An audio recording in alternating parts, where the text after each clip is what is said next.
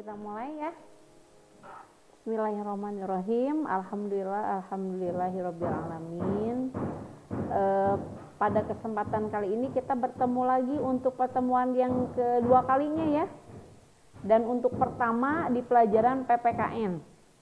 Nah, selamat datang di kelas 9. Mudah-mudahan di awal kelas 9 ini anak-anak semangatnya tidak pernah kendor, terutama diberikan kesehatan selalu. Kita doakan yang saat ini sedang sakit, kita doakan mudah-mudahan cepat sembuh, bisa berkumpul lagi dan mengikuti pelajaran ini dengan baik ya. Terima kasih buat anak-anakku sekalian yang sudah bergabung ya di rumah maupun di sekolah. Kita mulai pelajaran hari ini dan mudah-mudahan anak-anak bisa mengikutinya dengan baik ya. Anak-anakku sekalian, pada kesempatan kali ini kita akan belajar di bab 1 ya. Bab 1 ini Ibu bagi menjadi 2 pertemuan. Karena pertemuan untuk bab 1 ini cukup lumayan panjang pembahasannya. Jadi Ibu bagi sesi menjadi 2 bagian atau 2 pertemuan ya. Pada bab 1 ini kita akan mempelajari tentang dinamika perwujudan Pancasila sebagai dasar dan pandangan hidup bangsa. Ibu, kenapa kita tiap belajar PPKN pasti mengenai Pancasila? Ya, dan materinya memang itu-itu terus dari kelas 7, kelas 8, kelas 9 kita tidak habis-habisnya membicarakan tentang Pancasila sebagai dasar negara Indonesia. Kita belajar tentang negara karena kita sebagai warga negara Indonesia harus tahu aturan-aturan yang berlaku di negara kita supaya kita bisa menumbuhkan rasa cinta tanah air, bangga terhadap anak Indonesia. Gitu ya. Nah, apa saja yang akan kita bahas ya dalam bab ini sebenarnya ada 3 sub. Tapi Ibu pada kesempatan kali ini akan membahas 1 sub dulu ya, 1 sub. Tolong perhatikan, apabila ada yang perlu dicatat, dicatat. Nah, arti kedudukan Pancasila ya, arti kedudukan dan fungsi Pancasila ada 3. Yang pertama, pada tanggal 18 Agustus disepakati sebagai Pancasila sebagai dasar negara Indonesia atau sebagai negara kita semuanya. Kita ketahui ya, penetapan Pancasila sebagai dasar negara dengan peringatan atau hari ya proklamasi Indonesia itu lebih dulu proklamasi. Jadi merdeka baru penetapan Pancasila sebagai dasar negara kita.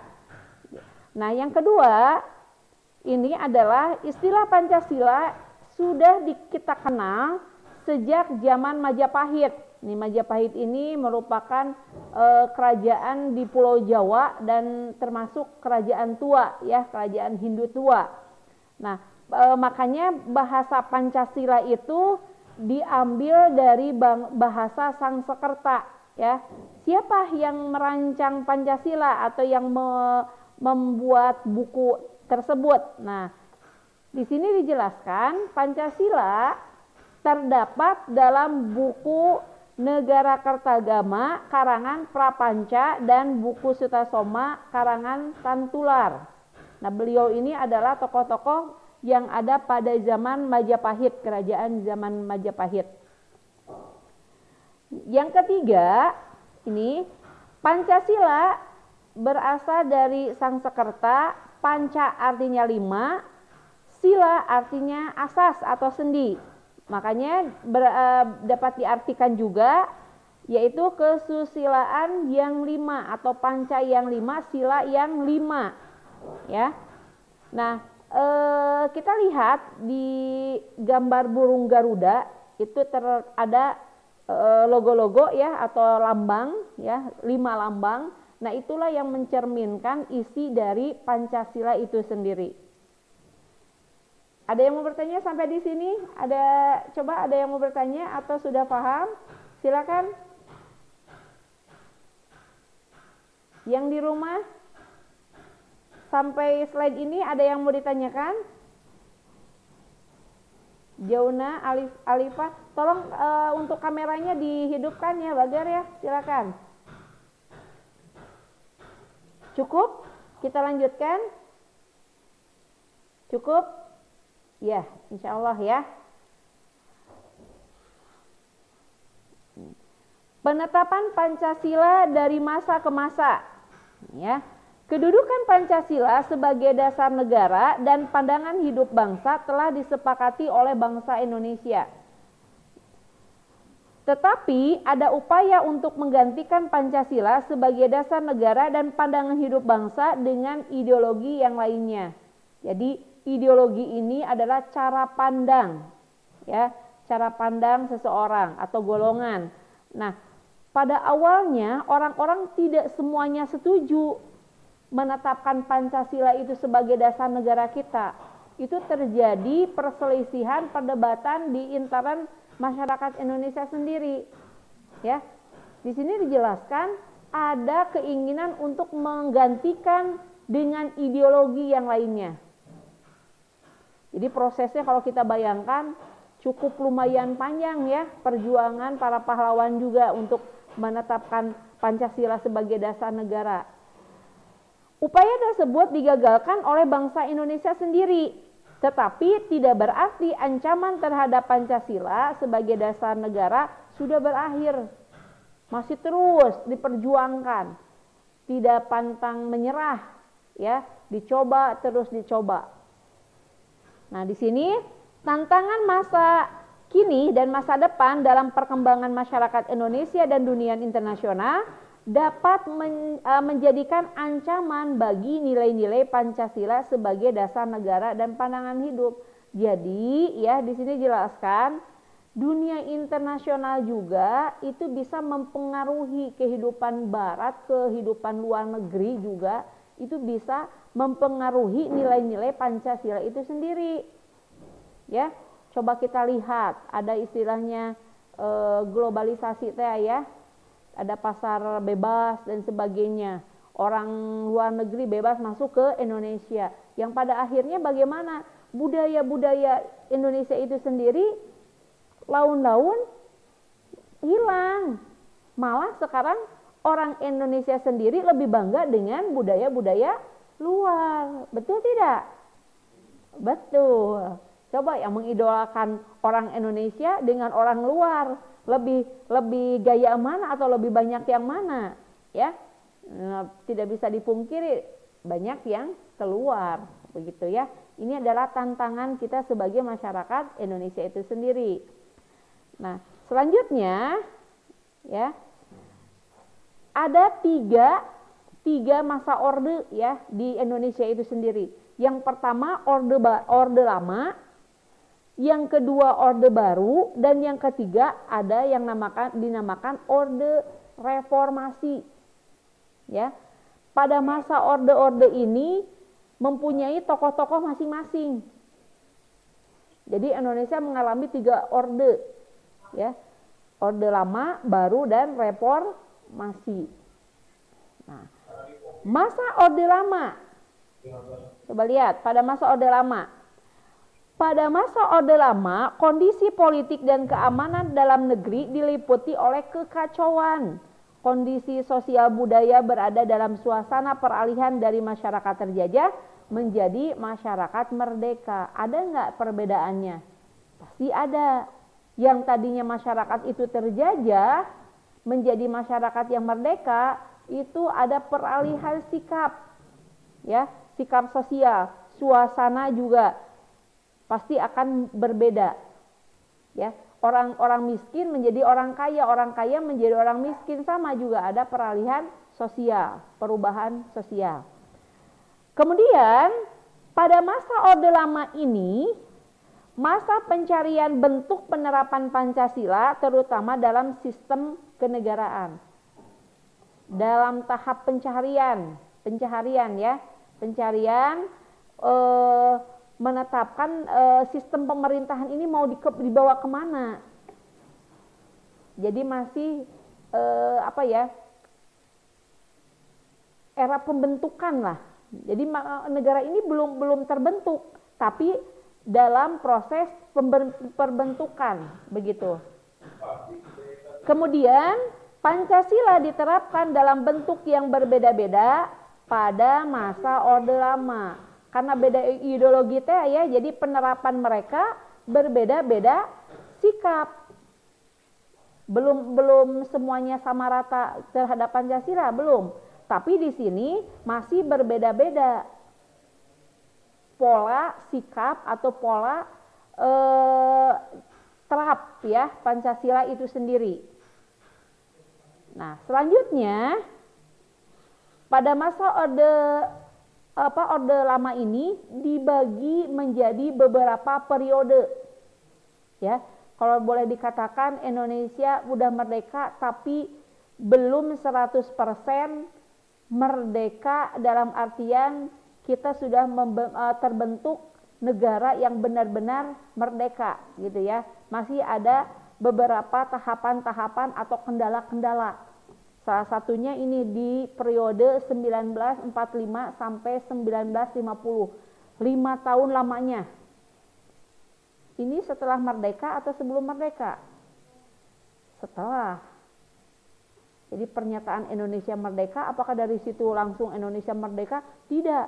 Tetapi masih banyak rintangan-rintangan yang harus diselesaikan. Ada apa di 5 tahun ini? Yang pertama nih, penerapan Pancasila sebagai dasar negara dan pandangan hidup menghadapi berbagai masalah. Jadi tidak hanya manusia saja ya yang menghadapi masalah, negara pun menghadapi berbagai masalah. Ada upaya-upaya untuk menggantikan Pancasila sebagai dasar negara dan pandangan hidup bangsa. Sudah, gak usah Pancasila saja, dengan ideologi-ideologi yang lain saja. Itu ya, ada pendapat-pendapat yang lain. Kemudian di sini muncullah pergerakan pemberontakan yang bertujuan mengganti Pancasila dengan ideologi yang lain. Indonesia sudah merdeka, timbul masalah di intern Indonesia, terjadi golongan-golongan pemberontak. Dia tidak setuju dengan ideologi Pancasila, tapi ingin menggantikan Pancasila dengan ideologi yang lainnya. Nah, coba lihat. Kira-kira ini gambar apa? Siapa yang tahu? PKI, betul PKI? Iya. Betul. Gambar apa ya itu kira-kira? Palu sama arit. Ibu, kayak orang yang mau ngembala kambing aja. Ya, bilangnya. Enggak, ini adalah lambang dari PKI. Siapa yang tahu singkatan dari PKI? Partai Komunis Indonesia, Bu. Komunis Indonesia. Hebat. Ya, PKI Partai Komunis Indonesia. Nah, di sini 2 pemberontakan terjadi dalam periode ini. Yang pertama, ya, dalam periode ini 2 pemberontakan yang terjadi, yaitu pemberontakan PKI di Madiun pada tanggal berapa? Tanggal 18 September 1948. Ya, di Madiun. Madiun itu Jawa Barat, Jawa Tengah, Jawa Timur. Madiun. Timur. Jawa Timur, betul ya, di Jawa Timur. Ini adalah pusat PKI pada zaman itu. Nah, pemberontakan dipimpin oleh Musso. Tujuannya adalah mendirikan negara Soviet Indonesia yang berideologi komunis. Komunis itu apa? Ada yang tahu apa itu komunis? Tidak berketuhanan. Jadi Indonesia teh kan di dalam Pancasila itu ada ketuhanan yang Maha Esa. Nah, oleh Partai Komunis ini dijadikan tidak ada ketuhanan. Jadi menjadikan Indonesia itu tidak berketuhanan. Seperti Uni Soviet, Korea dan sebagainya ya. Itu adalah negara-negara yang tidak berketuhanan, komunis. Pemberontakan tersebut akan mengganti Pancasila dengan paham komunis. Komunis itu adalah orang yang mempunyai paham komunisme. Jadi komunis orangnya, komunisme itu adalah pahamnya atau alirannya. Ya, sampai di sini paham? Ya, jadi kalau ibu tanya, komunis itu orang atau ajarannya? Komunis ini adalah orangnya. Pemberontakan ini pada akhirnya bisa digagalkan oleh siapa? Oleh para pahlawan Indonesia yang kita sendiri kan punya ya angkatan darat, itu ABRI dan sebagainya. Jadi aparat pemerintahan berhasil digagalkan. Nah ini gambar siapa ini? Muso. Ibu kenapa pakai peci? Ya, jangan-jangan di sini juga ada pakai peci. Apakah selama yang pakai peci PKI? Banyak di pemerintahan juga ya, menteri-menteri juga yang bukan Islam mereka pakai peci. Kalau dulu peci itu simbol dari Islam, sekarang dijadikan simbol Islam bukan? Jadi budaya. Ya, jadi tidak semuanya orang berpeci juga Islam. Begitu. Sampai di sini ada yang mau bertanya?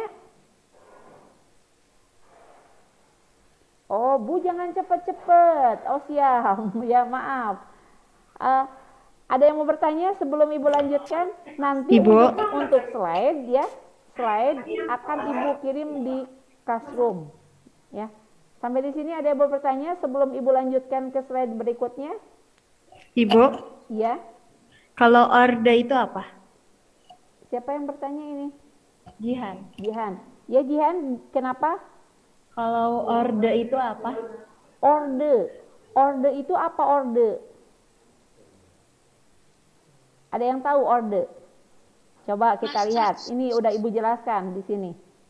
Coba orde itu apa Ibu? Kita lihat di ini. Ibu orde apa? Orde adalah nih. Bisa lihat?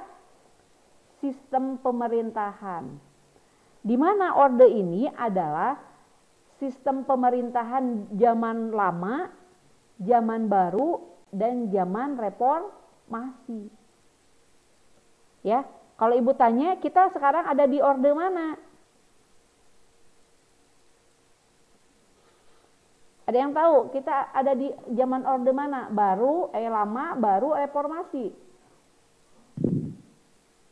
Nah, ini jadi tanda tanya kita ya. Kita selesaikan dulu. Ini pertanyaan Ibu nih. Kita nanti sambil menerangkan, anak-anak nanti bisa mengambil kesimpulan. Kita berada di orde mana ini, Bu? Dalam sistem pemerintahan yang mana? Lamakah, barukah, atau reformasikah? Lanjut. Ini kira-kira logo apa? Ada yang tahu? Yang di rumah ada tahu? Ada masjid, Bu. Apa? Bulan dan bintang yang kita ada di atas kubah masjid, Bu. Kubah masjid. Bulan bintang ada di kubah masjid, betul ya. Nah, tapi lebih lengkapnya ini adalah lambang NII. Apa itu? Organisasi ya. NII. NII itu singkatan dari Negara Islam Indonesia. Gitu ya. Nah, ini salah satu lambangnya. Kalau tadi PKI, ini NII. Kan ada dua pemberontakan tadi dalam periode 1945 sampai 1950. 5 tahun ini terjadi dua pemberontakan. Yang pertama PKI, yang kedua adalah NII. Nah, kita lihat. Nah, pemberontakan NII ini dipimpin oleh siapa? Sekar Maji Marijan Kartosuwiryo. Ya. Nah, beliau adalah pemimpinnya.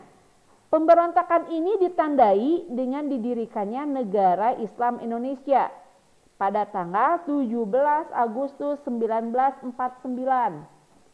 Setelah merdeka? Ya, setelah merdeka. Kemudian, apa tujuannya? Tujuannya untuk menggantikan Pancasila sebagai dasar negara. Ya, apa? Dengan syariat Islam, itu menurut mereka. Jadi yang tadinya Pancasila, mereka ingin menggantikannya dengan syariat Islam. Kalau yang pertama menjadi komunis, yang kedua menjadikannya dengan syariat Islam. Upaya penumpasan pemberontakan ini memakan waktu yang cukup lama. Tapi Ibu gagal tidak? Tetap bisa digagalkan oleh pihak pemerintahan. Nah, Kartosuwiryo bersama para pengikutnya ditangkap oleh para aparat pemerintahan, yaitu pada tanggal 4 Juni 1962. Ya. Jadi semua pemberontakan ini, dua pemberontakan ini berhasil digagalkan oleh pihak pemerintah. Begitu ya. Sampai di sini ada yang mau bertanya? Cukup? Cukup ya? Ya. Biar tidak berlarut-larut, kalau ada yang belum paham langsung aja. Bu, saya mau bertanya, begitu ya. Selanjutnya, nih ini ada foto dari siapa? Ya, Sekar Majid tadi, tokoh NII yang melakukan pemberontakan. Tadi benderanya, ini orangnya, pemimpinnya. Ya. Kalau PKI tadi pemimpinnya siapa? Di Madiun tadi pemimpinnya siapa? Muso, betul. Kalau yang NII Sekar Maji, ya. Nah, sekarang periode yang kedua, yaitu 1950 sampai 1959. Berarti ini mah tadi 5 tahun, sekarang 9 tahun lamanya. Ya, ada apa di 9 tahun ini atau di periode 1950-1959? Di sini jelaskan, pada periode ini dasar negara tetap Pancasila. Akan tetapi penerapannya lebih diarahkan kepada ideologi liberal. Nah, gambarnya itu yang ada di atas gambarnya ya, liberal. Tuh ada, itu adalah logonya. Kebebasan. Ya, bebas. Nah, hal tersebut dapat dilihat dalam penerapan sila keempat yang tidak lagi berjiwakan musyawarah mufakat, melainkan suara terbanyak atau voting. Kalau di Indonesia kan musyawarah itu berdasarkan mufakat, betul nggak? Mufakat kan ya, kita diajarkan di pelajaran PPKN ini musyawarah itu mufakat. Tapi kalau di periode ini diambilnya langsung voting aja. Kamu setuju yang mana? Kamu setuju yang mana? Yang banyak suaranya itu yang diambil. Begitu ya. Selanjutnya, nih lihat. Pada periode ini, persatuan dan kesatuan mendapat tantangan yang sangat berat dengan munculnya pemberontakan. Dikira tadi yang 5 periode tadi sudah cukup aja 2 pemberontakan. Ternyata ada pemberontakan yang lain. Yang pertama adalah Republik Maluku Selatan atau RMS. Ini logonya paling atas. Ya, paling atas. Yang kedua itu Republik Revolusioner Republik Indonesia Pemerintah Revolusioner Republik Indonesia atau PRRI dan Perjuangan. Ini yang di tokoh-tokoh di samping itu adalah tokoh-tokoh PRRI-nya. Mereka juga sama, termasuk jajaran tentara ya.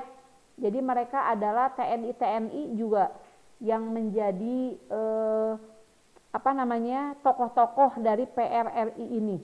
Bukan rakyat biasa, tetapi dari kalangan tentara sendiri. Yang ketiga, rakyat semesta atau permesta yang ingin melepaskan diri dari NKRI. Sampai saat ini ada nggak negara-negara lain yang sudah melepaskan dari Indonesia? Sudah ada. Ya, mengikuti jejak-jejak ini juga ya, bisa. Udah sampai sini? Ya, kita lanjutkan. Dalam bidang politik, demokrasi berjalan lebih baik dengan terlaksananya pemilu. Nah, ini pertama kali pemilihan umum untuk memilih presiden biasanya ya. Nah, 1955 ini pemilihan itu dianggap paling demokratis. Ya, demokratis. Tetapi anggota konstituante atau panitia pembentukan undang-undang tersebut tidak dapat menyusun undang-undang dasar seperti yang diharapkan. Mereka tidak berhasil sesuai keinginan yang lainnya. Hal ini menimbulkan krisis politik, ekonomi, keamanan yang menyebabkan pemerintah mengeluarkan dekret presiden. Yang itu yaitu pada bulan Juli 1959. Ada berapa isi dekret? Ini di kelas sebelum-sebelumnya mungkin udah ada ya dekret, pernah belajar ini. Dekret ini terdiri dari 3. Silakan yang pertama dibacakan. Ini sama Ahnaf. Dekret yang pertama isinya apa, Naf? Tuh, kameranya nggak aktif. Ahnaf. Ahnaf? Nggak ada nih. Coba Malik Fauzi. Nggak ada juga. Ada, Bu. Oh, ada. Malik Fauzi, isi dekret yang pertama apa? Kelihatan nggak itunya, slide-nya?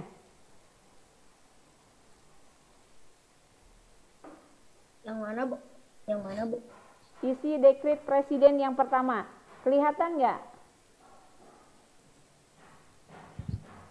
Kelihatan?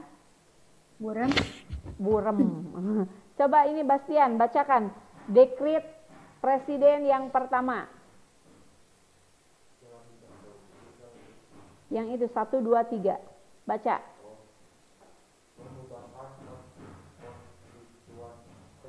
Konstituante. Yang kedua,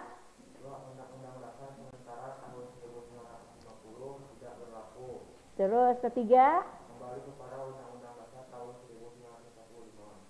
betul ya. Jadi undang-undang dasar ini prosesnya bisa dikatakan tidak hanya sekali. Tapi yang pertama Undang-Undang Dasar 45 ini sempat diganti menjadi 1950. Akan tetapi setelah ada dekret ini dikembalikan lagi kepada UUD 45. Inti nama kembali lagi ke awal. Nah, kesimpulannya selama periode ini Pancasila diarahkan sebagai ideologi liberal yang ternyata tidak menjamin kestabilitasan pemerintahan. Jadi tidak menjamin stabilitas pemerintah itu dengan adanya periode ini. Jadi tetap Pancasila, tetapi ya pada periode ini tetap saja ideologinya lebih mengarah kepada ideologi liberal. Bebas. Kalau sekarang liberal atau Pancasila? Pada zaman sekarang. Pancasila. Ya, Pancasila tetap.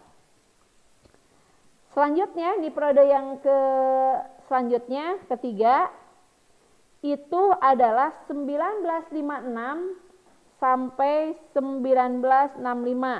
Periode ini dikenal dengan periode demokratis atau demokrasi ya.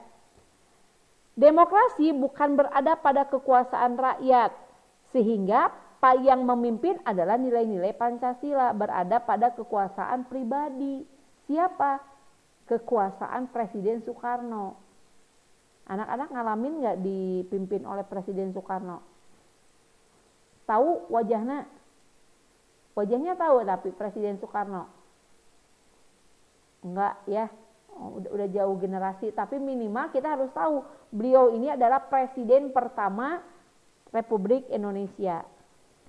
Nah, di sini terjadilah berbagai penyimpangan penafsiran terhadap Pancasila. Nah, yang pertama, Soekarno menjadi otoriter yang diangkat menjadi presiden seumur hidup. Jadi, nanaon otoriter itu jadi hak pribadi. Yang bisa menentukan itu hanya beliau, bukan lembaga-lembaga yang lain. Jadi, nanaon keputusan ada di presiden, yaitu Presiden Soekarno. Hak mutlak gitu ya. Menggabungkan nasionalis, agama, dan komunis yang ternyata tidak cocok dengan NKRI. Nah ini awal mulanya di Indonesia terdapat berbagai macam-macam agama. Siapa? Presiden Soekarno. Komunis bisa masuk. Ya. Padahal sebelum-sebelumnya tidak. Nah, dengan periode inilah mulai awal penggabungan nasionalis. Ada sifat nasionalis itu, yaitu apa? Menggabungkan agama, komunis, semuanya boleh ada di Indonesia. Jadi kalau ibu tanya, kapan diperbolehkannya agama, komunis, nasionalis dan sebagainya? Ya pada periode ini 1956 sampai 1965, yaitu pada zaman era pemerintahan Bapak Soekarno. Terbukti adanya kemerosotan moral. Moral itu sikap di berbagai masyarakat yang tidak hidup berdasarkan nilai-nilai Pancasila. Jadi mereka tidak ada aturan. Coba maaf ya, untuk umat Islam aturan itu patokannya apa? Al-Quran, hadis kan? Nah, ketika kita tidak punya pedoman Al-Quran, hadis, apakah kehidupan kita ada yang ngatur? Kenapa tidak boleh mabuk? Kenapa tidak boleh berzina? Haram. Dari mana tahu haram? Dari mana? Al-Quran yang melarang. Ya, Al-Quran itu sebagai pedomannya diperjelas oleh hadis. Begitu ya. Terus di Indonesia hukum misalkan mencuri ditahan sekian karena apa? Ya ada aturannya. Seperti itu ya. Lanjut. Nih lihat nih. Periode ini terjadi pemberontakan PKI 30 September 1965 atau G30 SPKI ini ya. Siapa di sini yang belum pernah melihat filmnya? Cung, yang belum pernah melihat. Nonton filmnya G30 SPKI, minimal mah tahu tokoh-tokoh PKI siapa saja. Bahkan PKI ini termasuk yang ganas ya, para pahlawan-pahlawan revolusi yang beliau-beliau ini dibunuh sadis oleh PKI, monumen Pancasila gitu ya. Insya Allah kemarin sempat sekolah kita studi banding ke sana. Jadi ke tempat pembantaian para pahlawan ya, lubang buaya dan sebagainya, itu kita melihat langsung ke sana. Angkatan ini udah ikut belum? Belum ya? Oh belum ya, mudah-mudahan nanti lain waktu kita bisa main ke sana. Tujuan pemberontakan ini adalah kembali mendirikan negara komunis. Ya, menggantikan paham Pancasila menjadi paham komunis. Terus karena tadi yang waktu zaman Musso itu tidak berhasil, digagalkan, kemudian oleh M. Aidit di sini ya. M. Aidit ini merupakan tokoh kembali meluncurkan pemberontakan ini yang kedua kalinya. Pemberontakan ini bisa digagalkan dan semua pelakunya berhasil ditangkap dan dijatuhi oleh hukuman yang seberat-beratnya atas perbuatannya. Ya, ditangkap semuanya. Ditangkap apanya? Ditangkap para tokoh-tokoh PKI. Coba ngeri ya, mereka menyiksa tidak hanya kalau sudah membunuh sudah aja, tidak. Tetapi mereka membunuh secara perlahan-lahan, disiksa, gitu ya. Sampai di sini periode lama. Jadi kalau secara ringkas, periode lama itu adalah pada masa Presiden Soekarno, ya. Sekarang kita beralih kepada periode baru. Nah, ini ada yang kenal nggak Bapak siapa ini? Ada yang kenal? Maaf. Soeharto. yang memimpin Bapak ini siapa ya? Bapak Soeharto, betul ya. Pak Soeharto itu presiden kedua. Beliau kenapa dijadikan presiden? Karena jasa beliau yang sudah menumpaskan pemberontakan G30S PKI. Ini bapak beliau lagi muda, jadi Pak Soeharto lagi muda. Yang kedua, Presiden Soeharto masa tua, muda dan tua, gitu ya. Era baru dalam pemerintahan dimulai setelah masa transisi yang singkat, yaitu 1966 sampai 1968. Ini beliau adalah Jenderal Soeharto yang dipilih menjadi Presiden Republik Indonesia yang kedua setelah Soekarno. Jadi kalau dulu mah Soekarno itu presiden seumur hidup, gitu ya. Kalau ibu mah hidupnya masih kebagian orde baru ya, orde lama mah sudah enggak ya. Udah tua banget, mungkin kakek anak-anak atau buyut itu pasti kealaman ya kalau Pak Soekarno. Nah, visi utama presiden dalam orde baru ini adalah melaksanakan Pancasila dan Undang-Undang 45 secara murni dan konsekuen dalam setiap aspek kehidupan masyarakat Indonesia. Jadi intinya kembali kepada Pancasila dan Undang-Undang. Tujuan atau visi misi dari Pak Soeharto itu adalah kembali ke Pancasila dan Undang-Undang 45. Coba kita lanjutkan. Orde baru memberikan secerah harapan bagi rakyat Indonesia, terutama berkaitan dengan perubahan politik yang bersifat otoriter. Jadi kekuasaan hak mutlak, kekuasaan pribadi ya, pada demokrasi terpimpin di bawah Presiden Soekarno menjadi lebih demokratis lagi. Jadi dulu mah semua kebijakan tergantung kepada Pak Soekarno. Ya.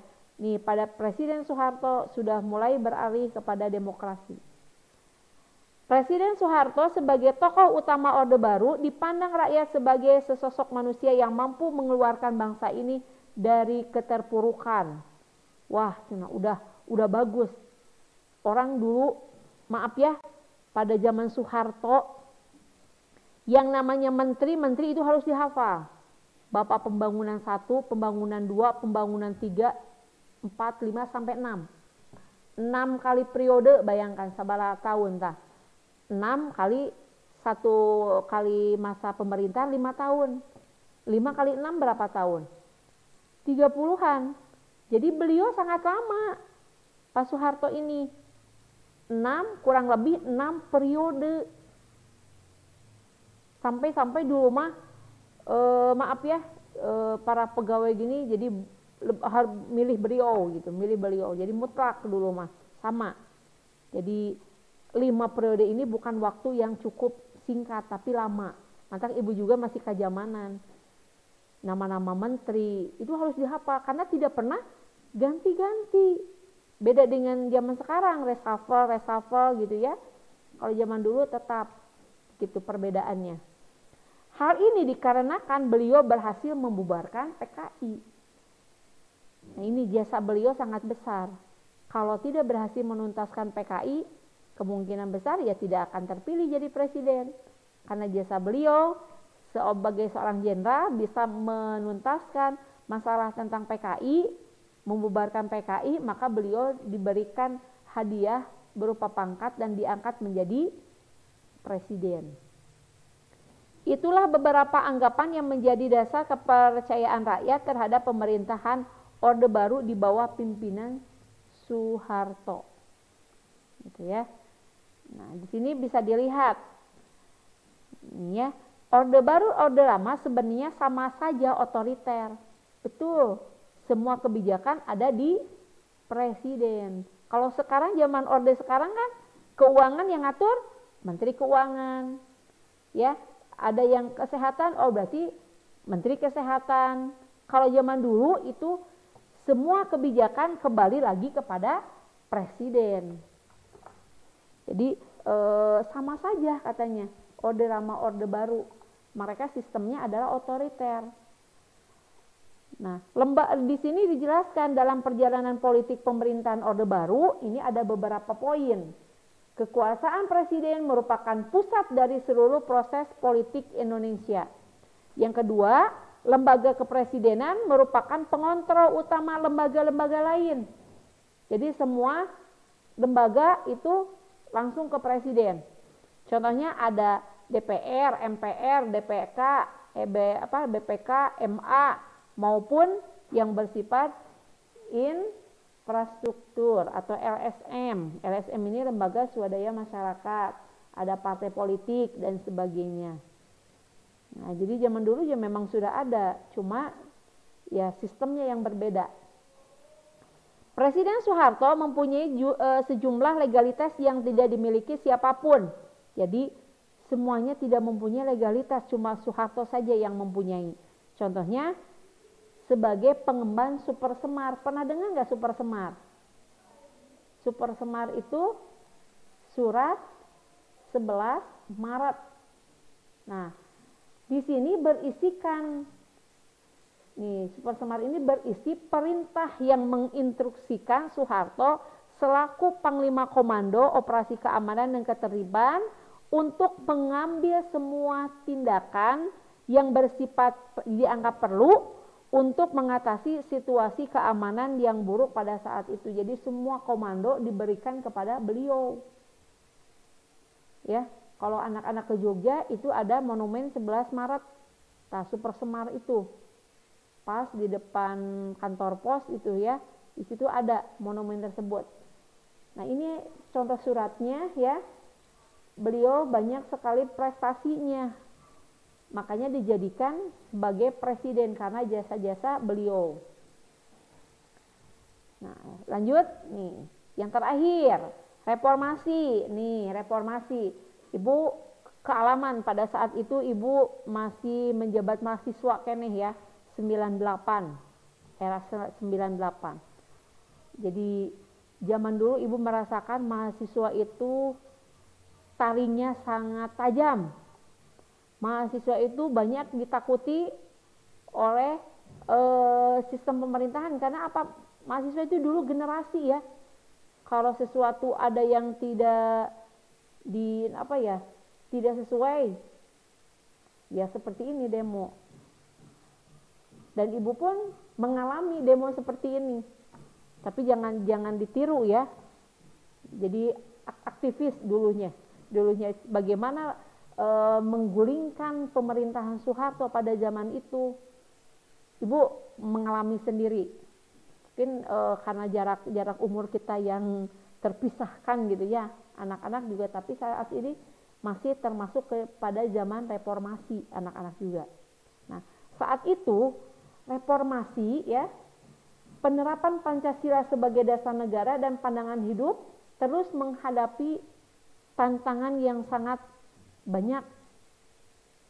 Pancasila tidak lagi dihadapkan pada ancaman pemberontakan yang ingin menggantikan Pancasila dengan ideologi yang lain. Tidak berhenti. Orde Lama, Baru, sampai reformasi itu terus ada. Lebih dihadapkan pada kondisi kehidupan masyarakat yang diwarnai oleh kehidupan yang serba bebas. Betul, yang pasar bebas itu. Pasar bebas mulai diberlakukan di Indonesia. Ini pada awal ini. 98. Anak-anak udah lahir? Udah ada yang lahir 98? Tak Cen? Oh iya, ini era tahun berapa? 2000-an mungkin ya. Gitu, belum ada mungkin. Nah, di sini kita lihat gambarnya tuh. Banyak orang tidak? Kira-kira sedang apa nih orang ini? Bukan dikatakan demo ya, demo dengan aksi berbeda. Kalau demo ya hanya hayu-hayu tanpa ada visinya. Tetapi kalau aksi itu ada tujuan. Ada yang orasi, yang kita katakan orator ya, itu mengeluarkan inspirasi. Jadi masyarakat melalui ini para aksi ini. Begitu ya.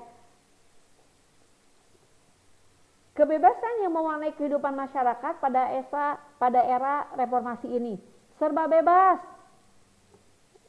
yang tadinya kita ada aturan ya, aturan yang ketat, otoriter, otoritas. Nah, pada masa reformasi ini serba bebas karena ada yang dikatakan tadi pasar bebas.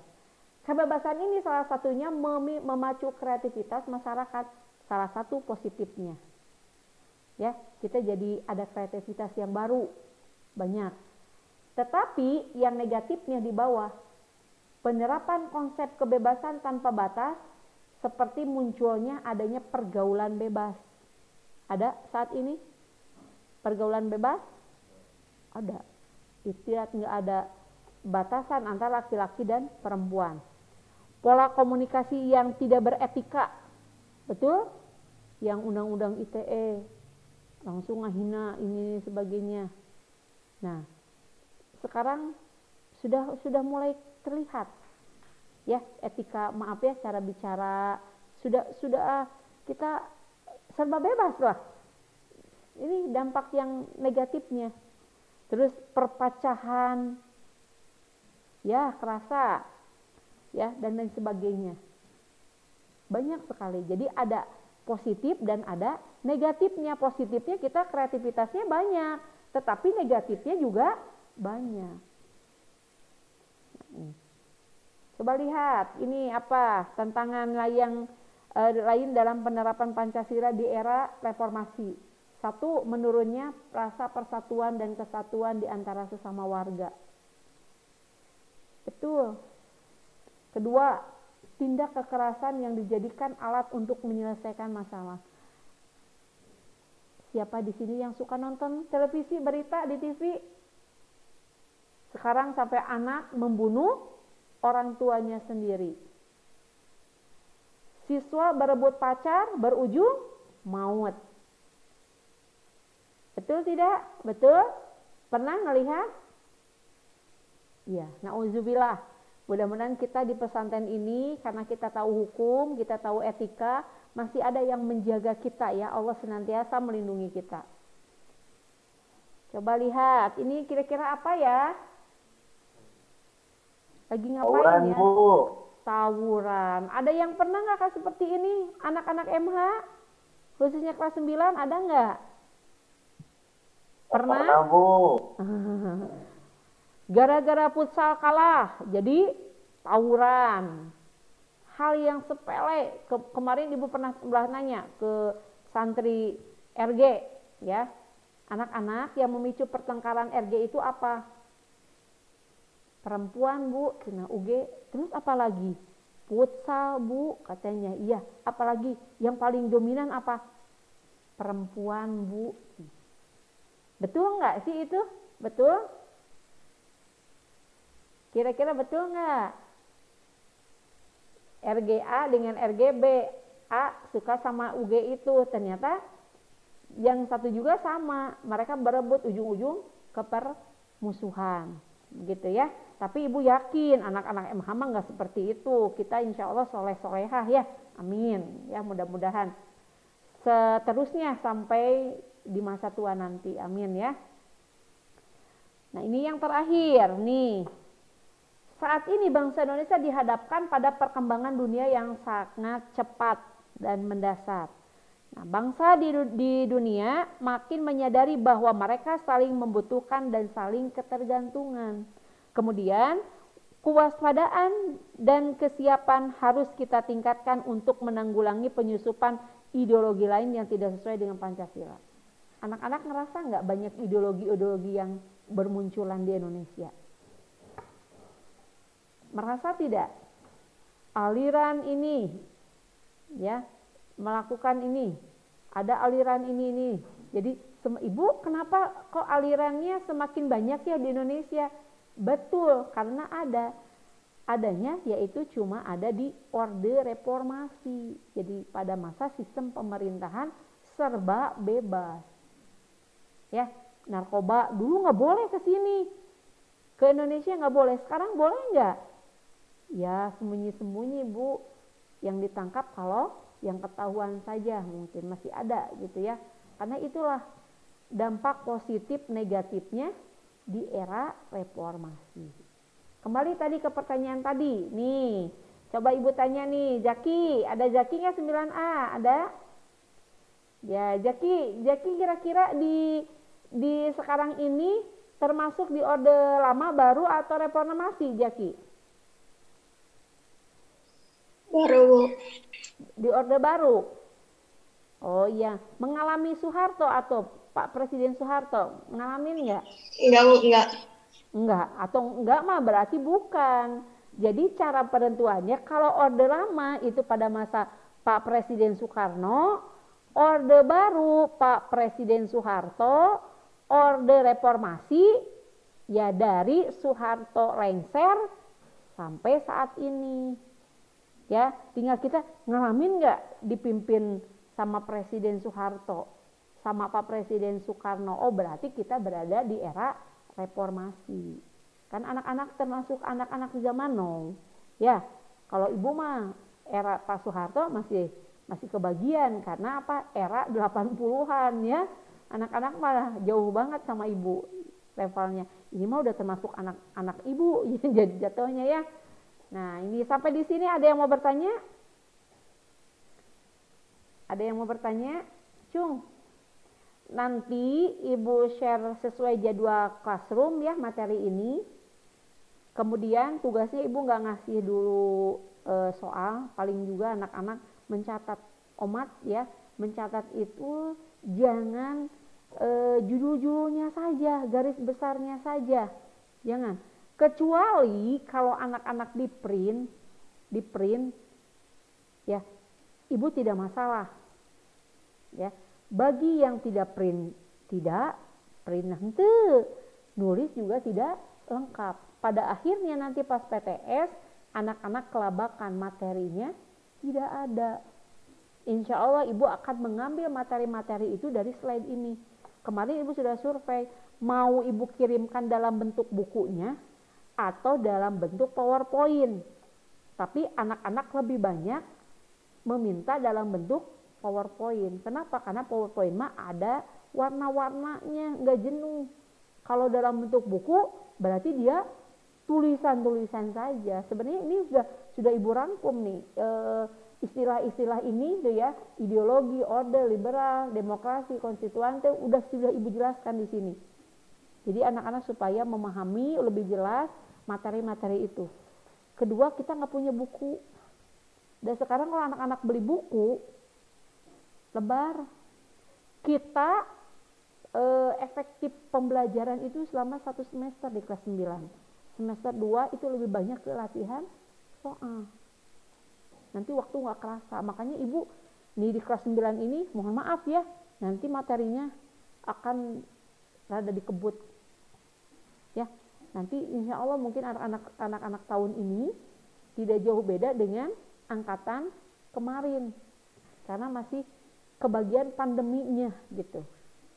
Ya, mudah-mudahan cepat berlalu, anak-anak masih bisa bertemu dengan teman-temannya, mengadakan perpisahan dengan sesama teman yang lainnya. Ya, harus lebih semangat. Ingat, dari sekarang kita sudah harus menentukan waktu cepat berlalu, kita mau melanjutkan kemana, ya, melanjutkan kemana. Kalau yang mau ke umum, tolong pelajaran-pelajaran umumnya diperbaiki. Jangan tidak ada usaha maksimal, nilainya kecil, ada keinginan dilanjutkan, gede, harus sekolah yang ini, tapi nilai itu juga mempengaruhi. Ya, yang kedua, jangan lupa daftar isi di Google Classroom, tolong diisikan.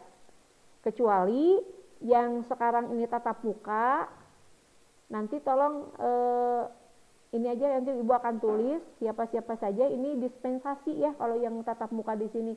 Kalau untuk yang di rumah, jangan sampai tidak mengisi daftar hadir, karena yang tidak mengisi daftar hadir dianggap tidak hadir. Ini akan menambah nilai. Yang hadir Ibu langsung otomatis 100. Ya, itu saja. Ada yang mau bertanya? Sudah?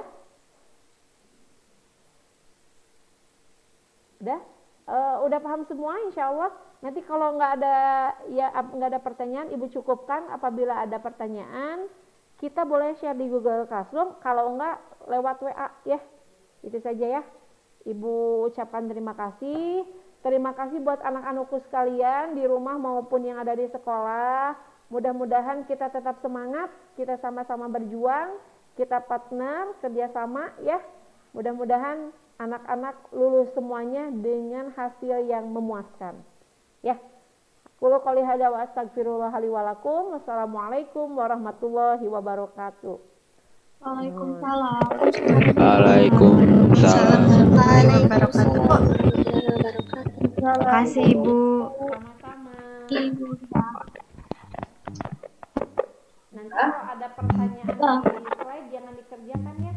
Recording stopped.